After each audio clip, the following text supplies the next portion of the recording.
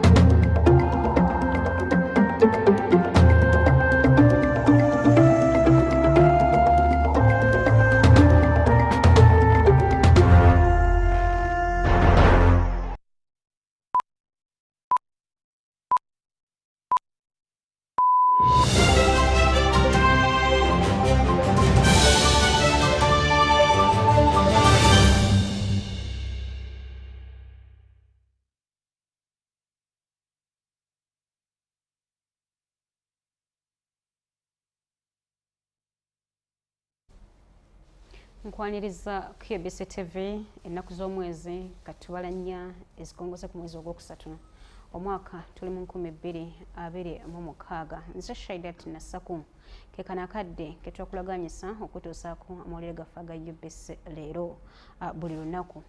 Tugenda kulaga ebyo byosaanye okumanya gyesobodde okutuuka gyetusobodde kutuuka. Nzikiriza tubitandikirewo ne gavumenti eya Uganda yafunye musigansimbi alina obusobozi okukola amasannyalaze okuva mu maanyi g'enjuba ga bungi bwa megawati 35 mu kibangirizi kya bannamakolero ennamanve.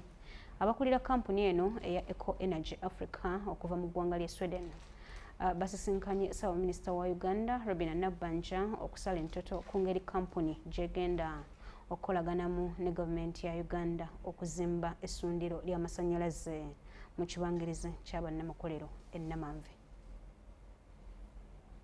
Wetwogereranga Uganda ekola amasannyalaze ga megawatts 2500 nga kigambibwa nti gano mangi kwago ge yeetaaga mu kaseera kano. Kyokka kiteeberezebwa nti okusinziira ku bwetaavu amasannyalaze ageetaagibwa gagenda geeyongera. Uganda yeetaaga okwongera ku bungi bw'amasannyalaze. Wano gavumenti ya Uganda wesinziira okozesa obutonde okukola amasannyalaze okuva mu maanyi g'enjuba. Kyalero Ssaabaminisita wa Uganda Robina Nabbanja asinkanya abakulira kampuni ya Eco Energy Africa okuva mu ggwanga lya Sweden abaagala okuzimba essundiro ly'amasannyalaze ag'enjuba nga ya megawatts 35. We're seeking land allocation approval for the Namambe Industrial Park next to it so that we can implement the solar and battery. We're going to present the Namambe 350 megawatt PV plus battery project. Our interest to look on your challenges when it comes to grid stability and also to help you to cut your losses in the grid. Bano badde bawerekeddwako minisita omubeezi avunaanyizibwa ku bamusigansimbi Evelyn Anite. Kyokka Ssaabaminisita Nabbanja bano abasabye okumubuulira ssente ze bagenda okutunda amasannyalaze gaabwe nga bagaguza gavumenti kisobozese gavumenti okugaguza ab'amakolero ku bbeeyi ensaamusaamu. And energy must be cheap. We are currently selling our energy at a cost of 5 US cents because Kenya is selling their kilowatt at 5. Tanzania is at 4.8. Ethiopia is at 4. And so we see that is tilting the investment from our country to those areas where there is cheap power. So in order for us to be competitive, we need, before we even do anything, we need to know the cost of your power you are going to add on our grid. We would not be comfortable to conflict with our target. You just heard the Right Honourable Prime Minister telling you our target is to give it at 5 cents. And we have already set and communicated this to the industrialists. Ssaabaminisita ategeezezza abagenyi be nti Uganda ly'eggwanga erisingamu obutebenkevu mu Africa wamu n'okusikiriza bamusiga nsimbi. We are peaceful with the help of our president. Uganda is the best investment destination currently in Africa. Why? We have a highly educated population at 80%. There are few countries with this population. Young. 70% of our population is still young. And so we are also welcoming you because we are going to help our people get employment. Ebyo nga bikyali awo, Ssaabaminisita wa Uganda Robert Nabbanja asisinkanye abakungu ba gavumenti abavunaanyizibwa ku by'enguudo omuli n'eza Kampala. Ssaabaminisita agamba nti waliwo gayaala era ayagala kuddamu kulondoola nguudo ezizimbibwa naddala enguudo za Kampala ezikyagaanye okuggwa. So after this meeting, I want us to take off the Friday from morning up to tutambule tulabe with your contractors. Kiki ekibalemesezza kati olw'ebundu olinakola Nansala Junction on the bridge. Where is it that they're not completing that way? Contractor kijamutuuka. Oba mwamumase. Weziba wezi lwaki tuzifuna.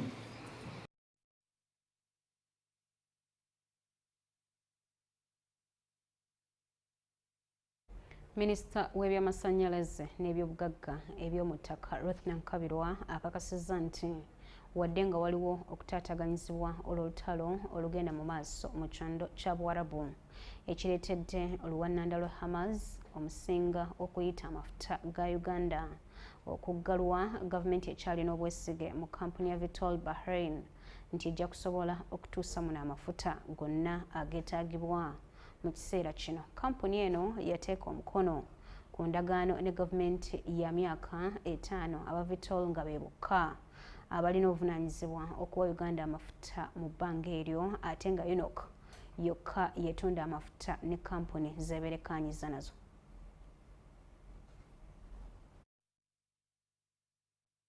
naye amawanga ga Buwalabu gyesinga okujja amafuta agasinga. Kampuni eno eguza Uganda amafuta egajja mu Oman, Saudi Arabia, United Arab Emirates ne Iraq, wabula ng'agamu egasuubula mu Buyindi, Russia ne Libya. Gavumenti bwe yasalawo ekyuse mu tteeka erikwatagana n'ensuubulagana y'amafuta, tuwategeeza bannayuganda nti kino tukikola olw'okuba twagala Uganda ebeere ng'efuna amafuta gano nga gavumenti nga yeegagula ng'eyita mu kampuni yaayo gye bayita UNOC, kampuni ya Uganda ekolagana n'ebyamafuta, yo yeeba egenda ekwatagane n'omuntu agenda okugiguza amafuta gano nga tetuyise mu middleman. Wetutuukidde mwezi guno ogwokusatu ogw'omwaka 2026 ng'ebbeeyi ya ggalani y'amafuta eri ku $2.44 nga zino mu za Uganda ze 2436. Luno olutalo oluli mu Middle East lujja kukosa nnyo abo abantu abataatunula walala yenga endagaano gye yasayininga amafuta galina kuvaawa awo. Ffe tetwekomiitinga na muntu yenna kutuwa amafuta nga gavawa wamu. Vitol yagamba obuvunaanyizibwa bwayo okunoonya amafuta. Olutalo luli ku sayidi emu ya Middle East, ebitundu ebirala era ebirina amafuta olutalo terunnatuukayo. Katusabe ti ensi yonna ereme kubanga eri mu katabanguko. Honorable Ruth Nankabirwa, minisita w'ebyamasannyalaze n'ebyobugagga by'omuttaka, ayongedde okulabula abo abantu bonna abatunda amafuta obutayongeza bisale nga beekuusa ku lutalo oluli mu Buwalabu. Ayongeddeko n'akakasa nti eggwanga Uganda lirina amafuta agalimala okuliyisa mwezi mulamba nga terikalidde yadde. Sisuubira kati omuntu yenna owa petrol station okutandika okugamba olw'olutalo oluli mu Middle East amafuta galinnye ne mu Uganda naawe olinnyisa olwaleera amafuta. Ekyo bw'okikola manya tujja kulumba kubanga ffe tukuwa license okuoperatinga, ate ffe ffekka abakuguza amafuta ekyo by law enteekateeka ennongoosereza gye twakola mu tteeka Uganda tukyalina omukisa nti abatusupplyinga amafuta beekomiti nga bagenda kugajja n'ebitundu ebirala bw'ate okozese olutalo lwa Middle East kati olwaleero mu mwezi guno ogwa March olinnyisa amafuta nja kukulumba. Minisita ayongeddeko nti eggwanga Uganda liri mu nteekateeka ey'okuzimba eddongooserezo lyayo ery'amafuta okusobola okweyimirizaawo nga teryetaaga kusaba buyambi era bwe katalijjirya bye bimu ku bigenda okuteebwako essira nga pulezidenti w'eggwanga aggulawo ekisaawe ky'ennyonyi Hoima. Okukola eddongoosezo mu Uganda kiba kitutaasa era bannayuganda bakkakkane. Pulezidenti Museveni yakirabirawo era tetugenda kudda mabega, tukiriko misana na kiro kubanga twakiteeka mu security threats. Tulina okulaba nga Uganda yeeyimirizaawo ate eyambe ne baliraanwa baayo. Nze Nalsiba Winnie nsinzidde wano ku Petroleum House Entebbe.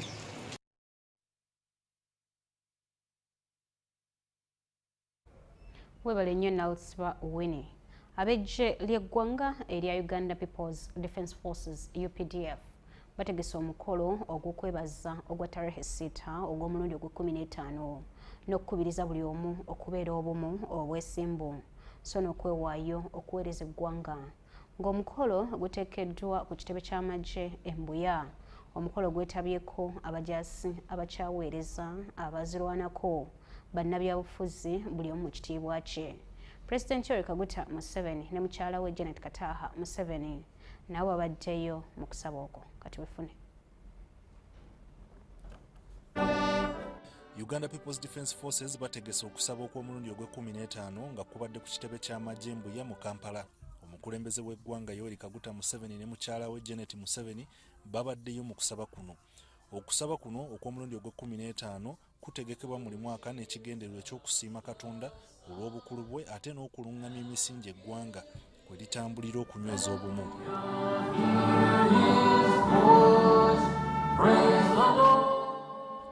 Okusaba kuno kutegekebwa n'olw'okujjukira olunaku lwa tarehe 6 olw'olulumba olwakolebwa ku nkambi y'e Kabamba mu kutandika olutalo lw'obuyeekera mu 1981 olwatuusa gavumenti eno mu buyinza.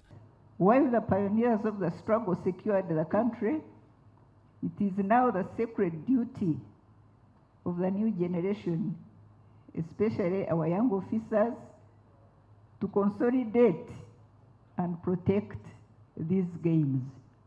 Mukyala w'omukulembeze w'eggwanga Janet Kataha Museveni awonze eggye lya UPDF mu mikono gya Mukama era abadde ssaabalabirizi eyawummula Henry Luke Orombi ng'era yabadde omwogezi ow'olunaku atenderezza amagye olw'okukuuma emirembe n'obutebenkevu mu ggwanga.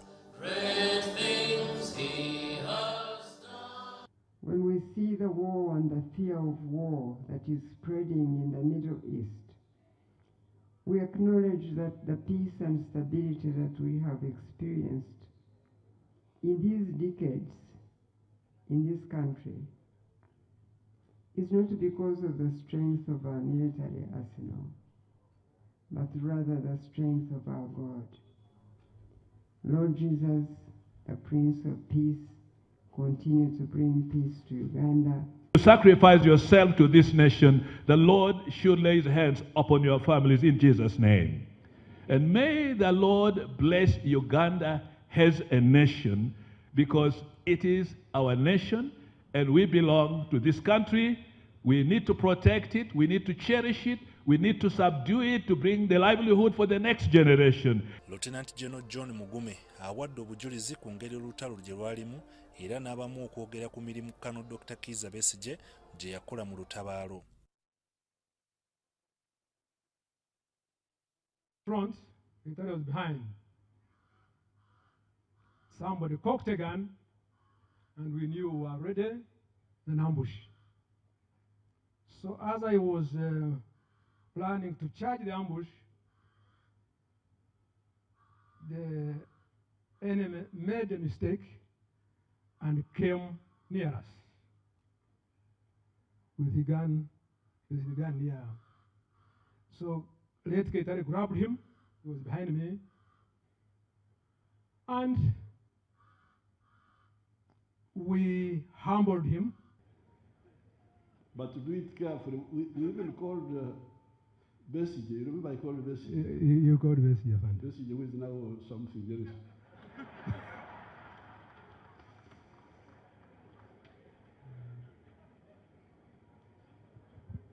Bessie to teach us how to administer chloroform safely so that the person doesn't die.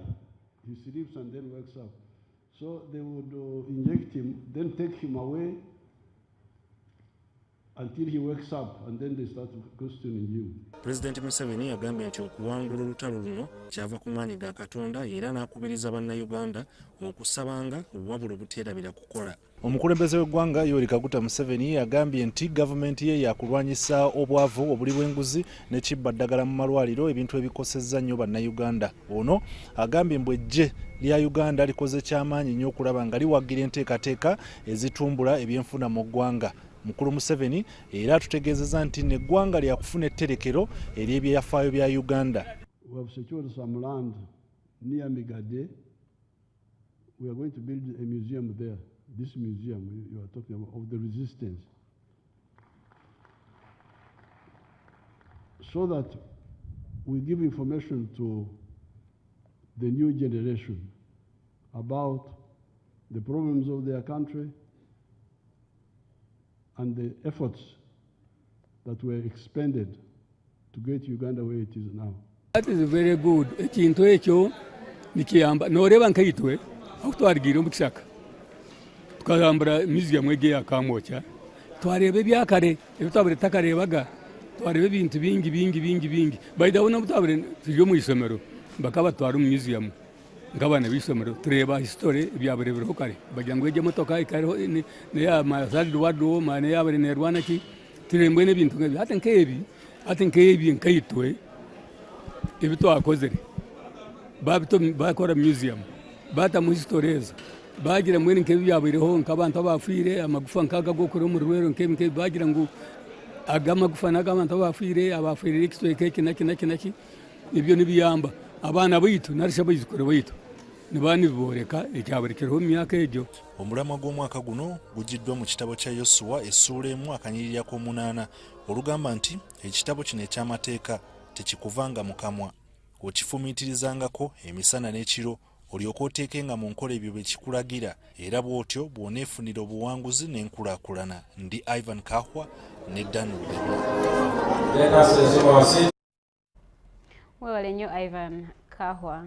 Bayinginiya ba Uganda beegase ku nsi yonna okujaguza olunaku lwabwe okunnyikiza ebyenkizo bye bakola ku lw'enkulaakulana z'amawanga. Ekitongole kya UPDF ekizimbi nti UPDF Engineering Brigade kyenyumiriza mu mirimu amakula gye kituusizza eri eggwanga n'okukyusa ebizze bisobezebwa.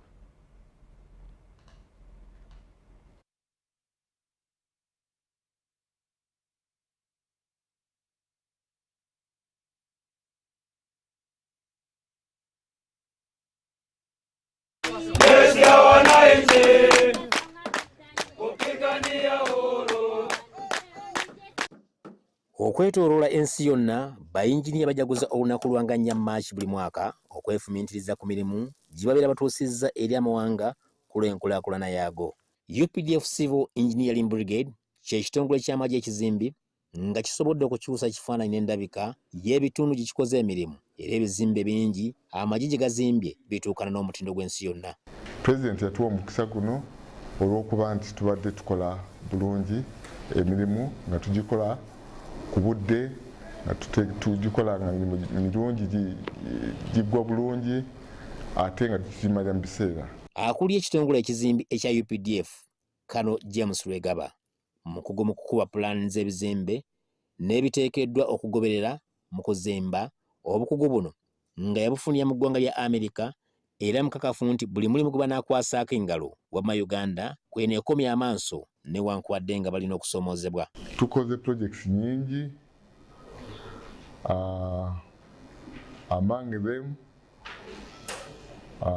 Kololo Ceremonial Grounds UPDF yagikola, tubadde mu Entebbe International Airport, tubadde mu Mandela Stadium ekisaawe ky'omupiira, n'ebisaawe ebirala bingi byetukola eby'omupiira kati bibatuwadde. Tuna Directorate of Citizens and Immigration Control ey'eggulu. Tubadde tukola amasomero mangi, amalwaliro mangi nga ekiragiro kya Pulezidenti bwe kitulagira.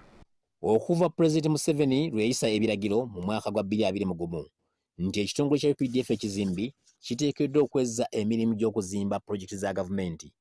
Amagye gasobodde okuzimba ebizimbe ebisoba mu 400 okuli okuddaabiriza ekisaawe kya Mandela National Stadium Namboole, ekisaawe ky'Entebbe, so nga amasomero n'amalwaliro byonna bitinta, yonna amagye gye gasimbye amakanda. Tulina capacity obikola era tukolagana n'abantu gye tuli gye tukolera emirimu, abantu tubagulako materials zaabwe ze balina ebikola nga amayinja tugabagulako, musenyu tugabagulako, emiti egyetaagisa tugigula ku bantu, ate abantu tubawa emirimu bakolagana naffe mu communities gye bali ne tubasasula bulungi. Pulezidenti Museveni n'omuduumizi w'amagye ga UPDF General Hosken Rugaba babadde basaala ennyo mu kulambika ekitongole kino ku lw'emirimu kkula amalungi egikoleddwa mu budde obugere ate ku nsimbi ezitaduumuddwa nga bwe guli ku bitongole by'obwannannyini. Haruna Muteesaasira, Waro, Erugazi.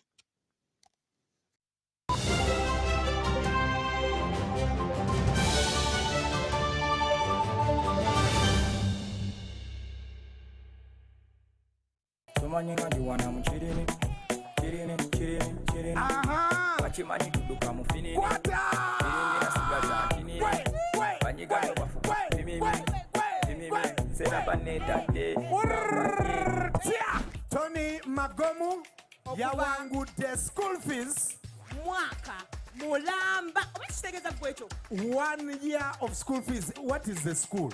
Viva College School. When I received the call, it took me a moment to believe the story.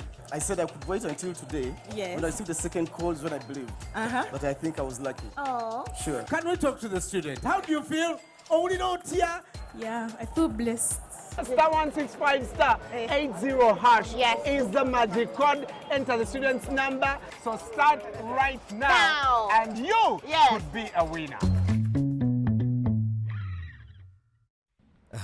Mukyala. Wanje dadi. Okimanyi nti abaana batuuse okudda ku masomero naye ssente ziibuze.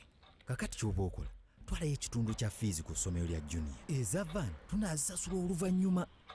Naye dadi, lwaki tetusasula nga tukozesa momo? Etuwa n'omukisa oguwangula school fees za mwaka mulamba bweddu n'okusingawo. Ate nno mwattu, osobola n'okufuna looni ya school fees ku momo. Mpozi n'ekirala, essomero erikozesa momo lisobola okwewangulira vaani. Kyekyo kyennyini, wangula school fees wa mwaka mulamba n'okusingawo. Ate nga n'amasomero agakozesa momo galina omukisa okuwangula vaani ko n'ebirabo ebirala 1000. Osobola n'okufuna looni ya school fees ku momo. Nyiga star 165 star 8 noti hashi oba kozesa momo app.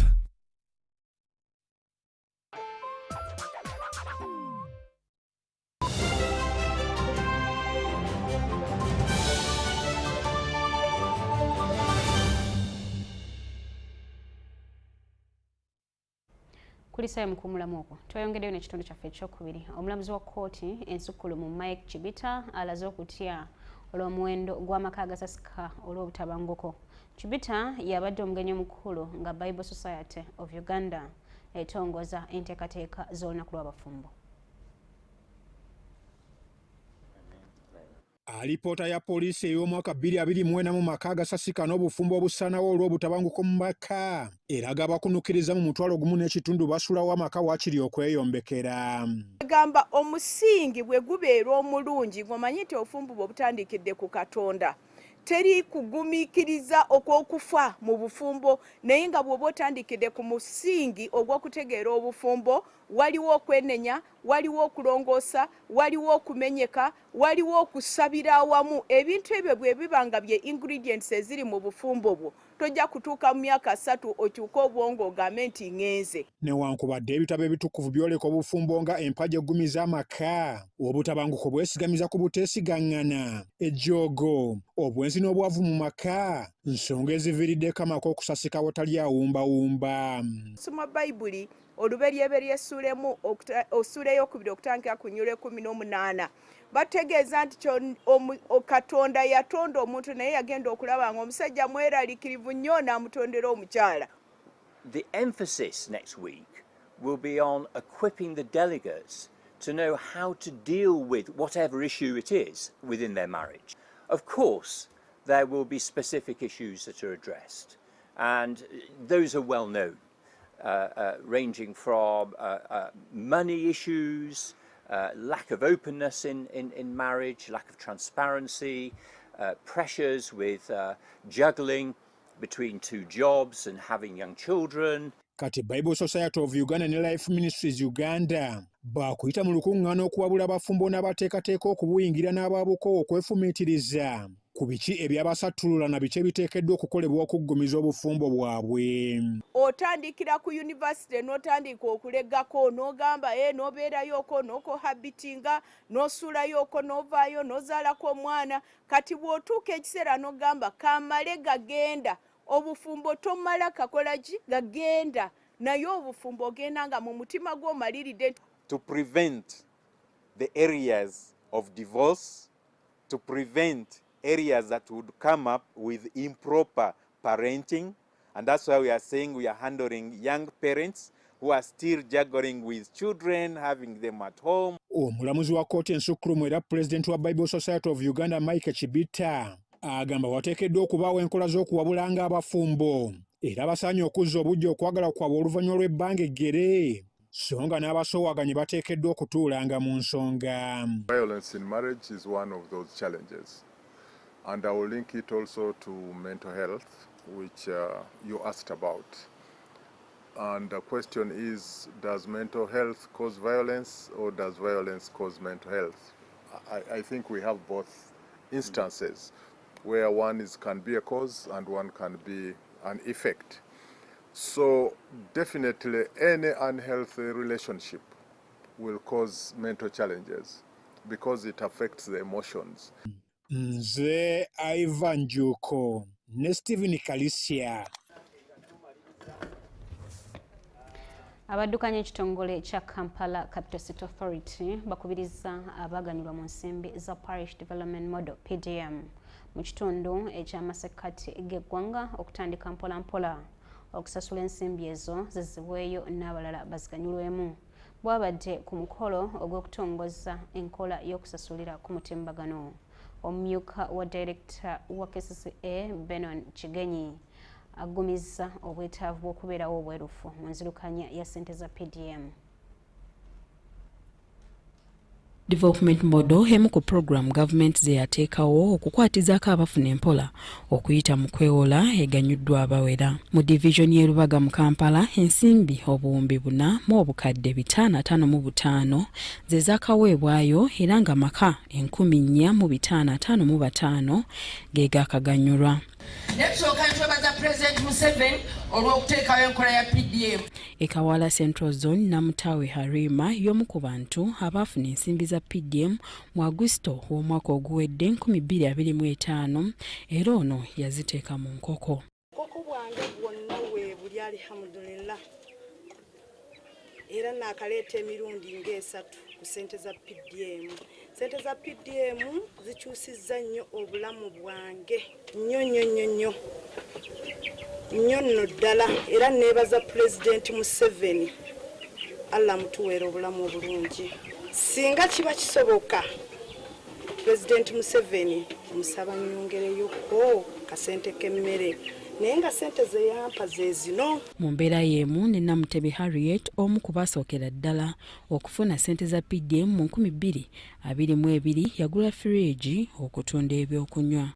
Ngulako firiji ennene banjinguza emitwalo 7 nensigazaako mitwalo 3 nesobola otandikawo ka bizinesi kano ne ssente entonotono ngera tekalimu bintu naye ssente za PDM zinyambye kubanga amanzi kyasobola okuba nti nterekayo mu kibiina gye tuteeka ssente buli lwa 6 emitwalo nga5 eginyambako okusasula ku fees z'abaana okusinzira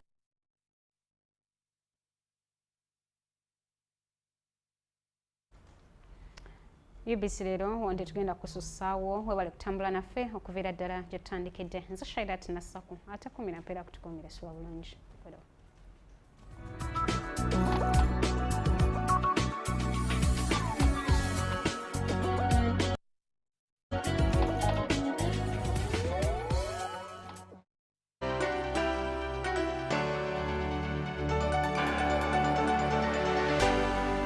UBC, inspiring Uganda.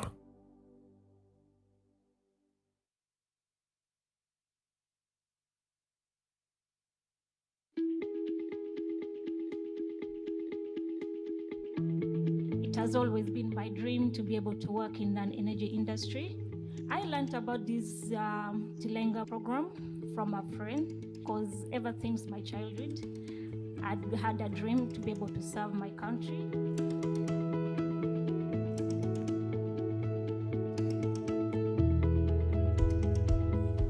Nakashon akosara teach muko mashopotemo ne kom abedo ngate musomongo gichigi ponjo wa kupiny mai bodo missing eni adong mang'eye kawoni anang dong i family dinang akoso gimatimo kawoni chamo tie pacho pi total anda pi tich matimo eni kawoni atie dong kulea de dong moko tie madong abedo ang'ewo gi dong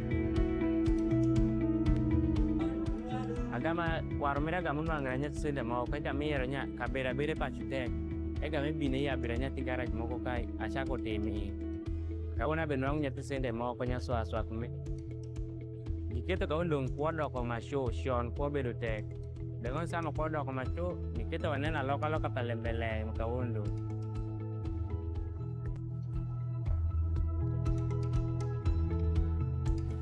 We know that regarding the theoretical aspect, they have a lot of professors, etc. But what in TPA we are sharing is mainly our experience in the oil and gas industry. The knowledge acquired will help me because it's connecting to the geophysics, the course I'm currently taking. I feel like this information is so essential for me because if I go into the field, I feel like I need to first know, go there, take some data here and there, then I come back for the processing.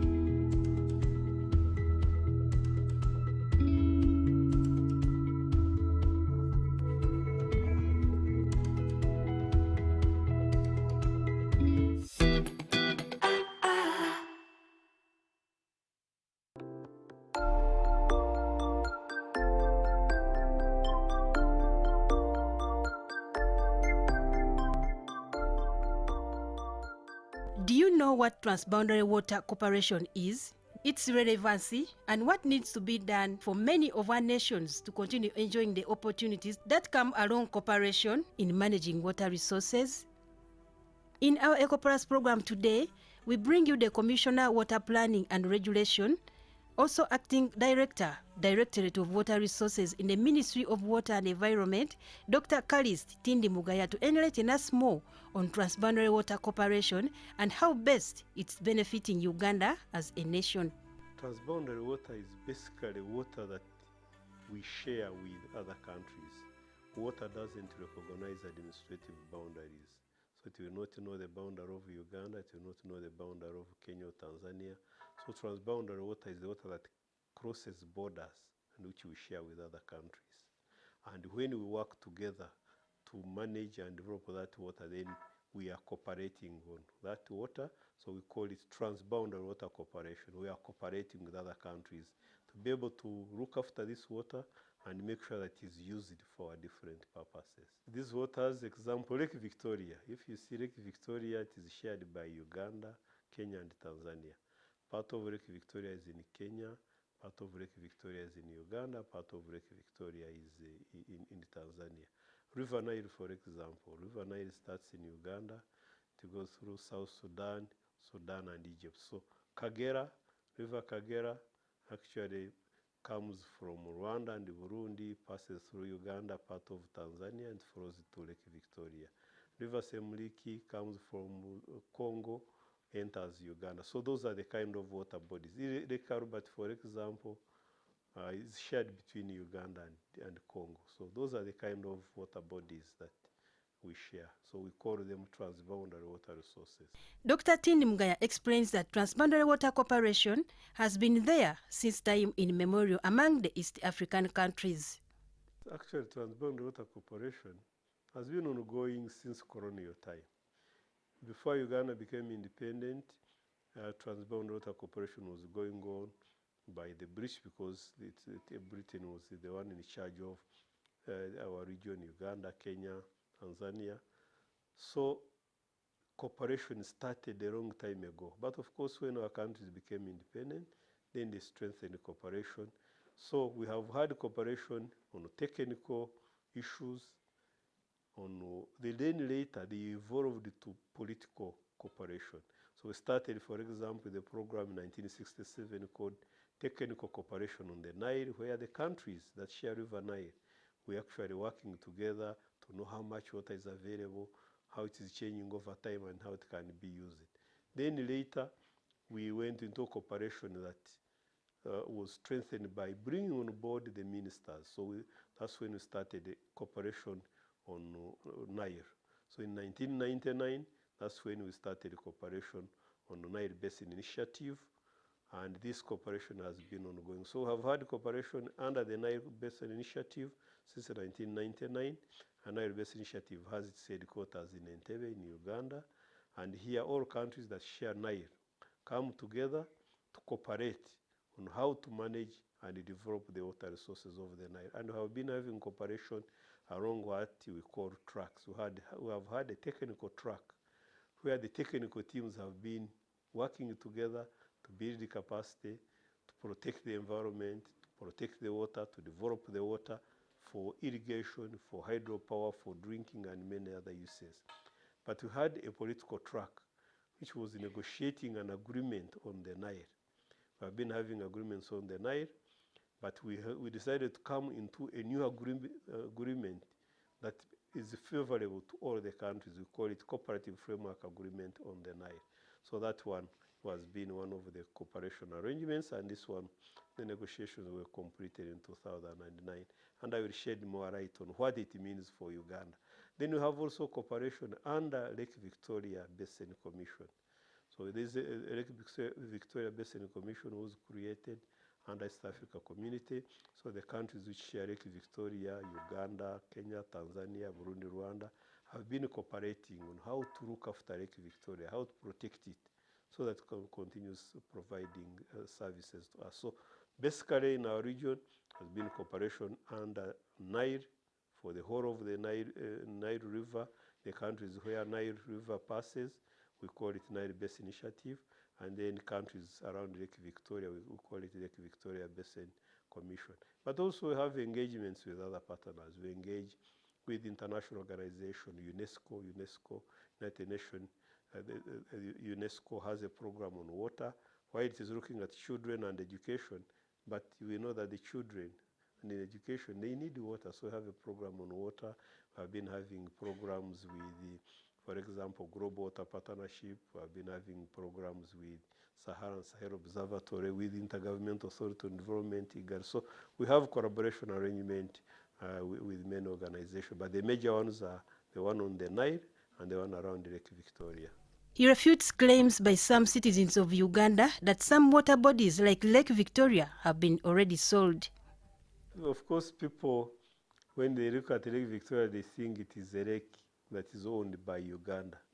But this lake is not only for Uganda, it is for Kenya, for Tanzania, and Uganda, so we share it.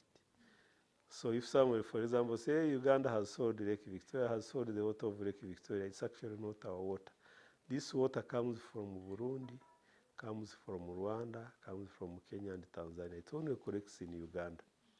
But this was, for example, that's why I have rivers like Kagera, rivers like Sio, Malaba flowing in.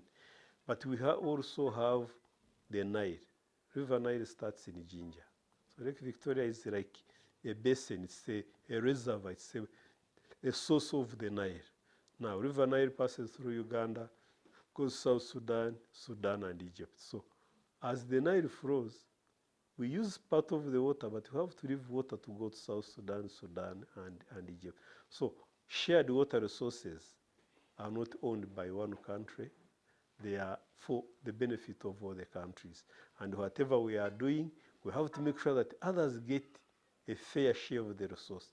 The way we would not want Tanzania and Kenya to stop the water flowing in Lake Victoria, we want also us as Uganda to move. So one time, actually, Parliament had moved the motion that Sudan and Egypt should pay Uganda for the water from the Nile, which they use, because they thought that it is our water. But later when we told them that actually it's not our water, and this is a water that belongs to other countries but comes to Uganda, then they realized that these resources have to be shared by all. As I told you, 69% of the water comes from outside our borders. It's only 31% that is generated from within Uganda. So you can imagine if close 70% comes from outside our borders, is that water yours? We have determined how much water we have in the country. We have found that we have 43 billion cubic meters of water annually. But 29 billion cubic meters of water comes from outside our borders. It's only 14 billion cubic meters of water that is generated from within Uganda, the rivers that are found in Uganda. So again, for us, cooperating with other countries is a must. Otherwise, if we don't cooperate with them, then we will not have enough water. Transboundary water cooperation comes along with some opportunities that are beneficial to the nations that share the water. Very, very important for Uganda, again, if you see Lake Victoria. If we don't cooperate with Kenya and Tanzania, how are we going to make sure that we look after it and we don't pollute it, but also don't overuse it? For example, for Uganda, we are using Lake Victoria to supply Kampala, to supply Jinja, to supply Entebbe with water. Kenya uses water, Kisumu and many other towns, Tanzania, Mwanza and many other towns around the lake. Now all of us are interested in making sure that the water is available in good quality and right quantity. So we work together to ensure that it's important. But for Uganda in particular, we have done a study and find that 69% of the water we have in Uganda comes from outside our borders. So for us, it is very, very, very important to work with the other countries, because if we don't work with them very well, then it means that water which we get from those countries may not continue flowing, but also it may continue flowing when it is polluted and we don't get enough. So for us, transboundary water cooperation is very, very important, because we feel and we know that without that, we cannot ensure that our interests and our needs as a country are met. We are using water to run turbines. At Jinja, for example, we have Narubale and Kira dams. Below Narubale, we have Bujagali. Below Bujagali, we have Isimba. Now we have Karuma. We have many other rivers on the Nile. If there was no water flowing through the Nile, and again coming from outside our borders, then obviously we will not be having power. So we're having benefits, hydropower, key. But we're also using this water for drinking. But we have had projects specifically targeting use of these waters, but funded from the regional program. We have had a project called Lake Edward and Albert Fisheries and Water Resources Project between Uganda and Congo, where we have rehabilitated running sites, we have supported fisheries, we have put in place water supply systems, we have supported people to improve their incomes. We have a project that we have been implementing with Tanzania and Rwanda and Burundi, an ongoing irrigation project in Kabuyanda and Singiro, where we're trying to irrigate over 300 hectares. We are trying to use that water to irrigate. We have a project between Uganda and South Sudan, where we're having an irrigation component, we're having a water supply component, we're having an environmental component. We have a project that recently we negotiated with Kenya. It is called Angororo Multipurpose Water Resources Project, where we're getting the water flowing from Kenya, and we are using that water to generate power. We get part of the water for irrigation, for water supply, but also we protect the catchments. So we have also a project, we have been having a project called Lake Victoria Environmental Management Project, funded through Lake Victoria Basin Commission, where we have done quite a lot of work. We have again constructed.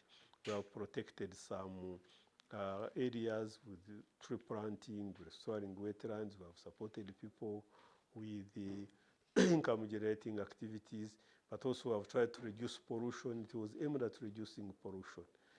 So we have a number of projects that have been completed.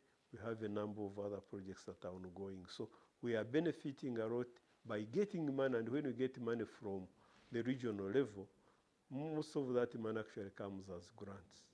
We take some bit of loan, but most of it comes as a grant. So we are mobilizing funds from the regional angle because we are bringing countries together, and many donors would want to fund projects that actually bringing countries together. In sharing water resources, there are some challenges faced, as Dr. Tindi Mugaya elaborates.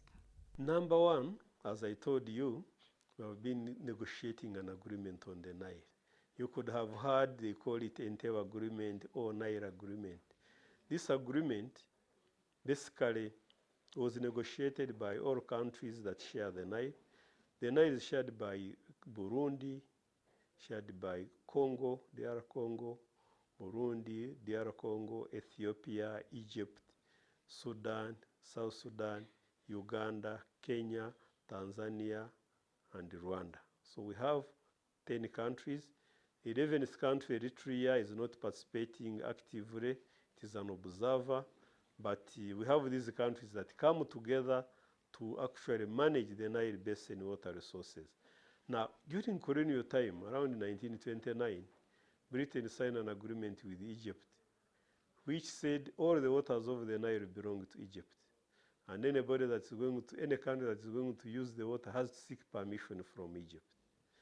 Then in 1959, Sudan convinced Egypt to allow them to use part of the water. So they gave them some little water, about 15% of the water. So those agreements were signed by Britain with Egypt. Now, those agreements are basically telling us that before you use the Nile, you have to get the permission of Egypt. So the countries said, after independence, we don't want to be bound by those agreements. So the countries started in 1997 to negotiate a new agreement. Egypt was there. In 2009, the agreement was concluded, but one article remained on the colonial agreements. Egypt and Sudan wanted the countries to keep them there. But the countries said, if we keep it there, then we have not changed the status quo. So that has been an issue of contention. So in 2010, in May, countries moved ahead to sign that agreement, and Egypt and Sudan were up in arms. And the countries tried to engage Egypt and Sudan. We didn't really succeed. So now countries have moved forward to ratify the agreement and basically have the agreement take effect. And the agreement says that if you get 6 countries that sign the agreement and deposit their instrument of ratification in the African Union, then this agreement will come into place. As I speak, we have now got 6 countries. We have Burundi, Ethiopia, Tanzania, Rwanda, and Uganda, and